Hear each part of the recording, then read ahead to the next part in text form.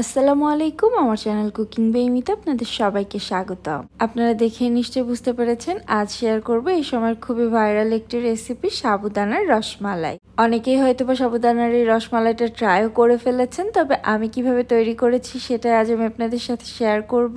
আর যারা এখনো ট্রাই করেননি বা একটু ভিন্নভাবে রসমালাইটা তৈরি করতে চাচ্ছেন, আশা করছি রেসিপিটি তাদের কাজে আসবে। সাবুদানার এই রসমালাইটা খেতে খুব বেশি মজার সেটা বলবো না, তবে বেশ মজার। আর যারা একটু চুই টাইপের খাবার খেতে পছন্দ করেন, মানে বোবা টাইপের খাবার, তাদের কাছে এটা খুবই ভালো লাগবে।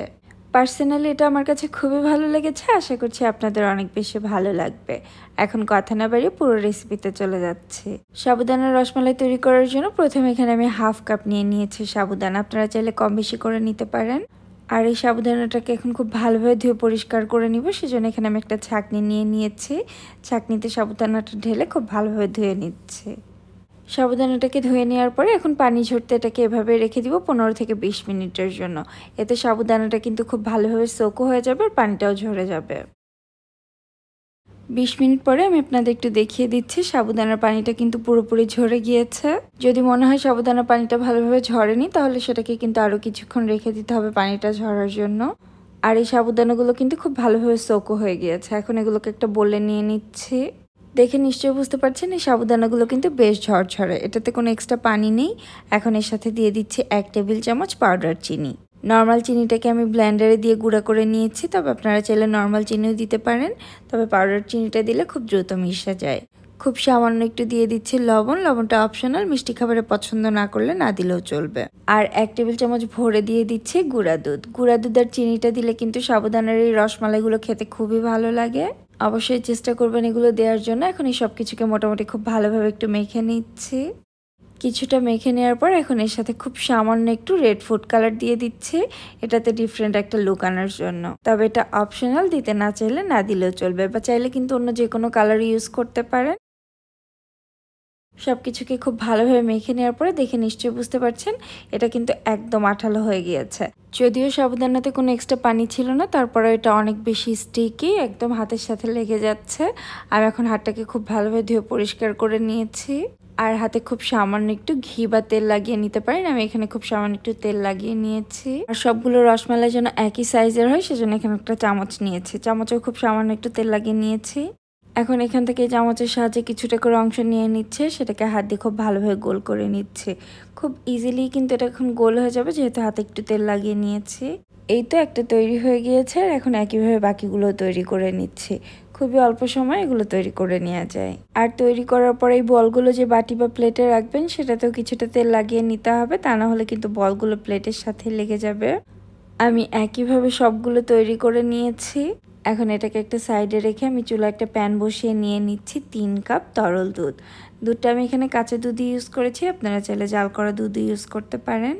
এখন এই দুধটাকে খুব ভালোভাবে জাল করে দুধে বলক আসা পর্যন্ত অপেক্ষা করছি। দুধটাকে প্রথমে জাল করে ঘন করে নিতে যাবেন না, কেননা সাবুদানাগুলো যেহেতু সেদ্ধ করা না, একটু সময় নিয়ে সেগুলোকে সেদ্ধ করে নিতে হবে। দুধে বলক আসার সাথে সাথে আমি সাবুদানার বলগুলো দিয়ে দিচ্ছি। আর চুলার আঁচটাকে মিডিয়াম লোতে রেখে একটু সময় নিয়ে এগুলোকে সেদ্ধ করে নিব। ততক্ষণ সেদ্ধ করে নিতে হবে যতক্ষণ না সাবুদানার এই বলগুলো মোটামুটি ট্রান্সপারেন্ট হয়ে যায়।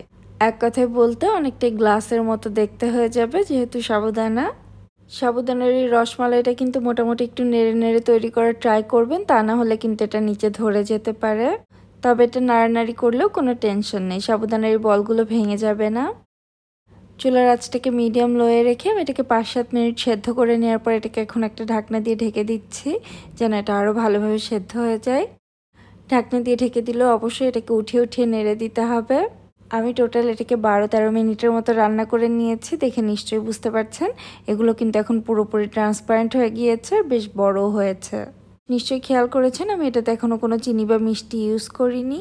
সাবুদানার এই বলগুলো সেদ্ধ হওয়ার আগে যদি চিনি দিয়ে দেন, তাহলে কিন্তু এগুলো ভালোভাবে সেদ্ধ হবে না। যখন সাবুদানার এই বলগুলো পুরোপুরি সেদ্ধ হয়ে যাবে, তখন চিনি ইউজ করতে হবে।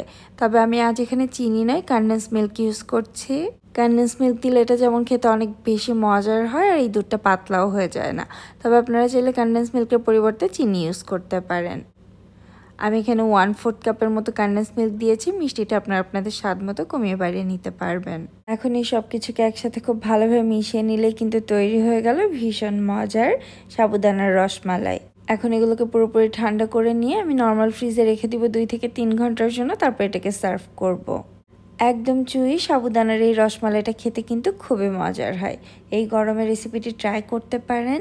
উপর একটু গার্নিশ করার জন্য উপরে খুব সামান্য একটু পেস্তা বাদাম দিয়ে দিচ্ছি, এটা টোটালি অপশনাল। রেসিপিটি আপনারাও এইভাবে ট্রাই করতে পারেন। যদি ট্রাই করে থাকেন আমাকে কমেন্ট সেকশনে জানাতে ভুলবেন না আপনাদের কেমন লাগলো।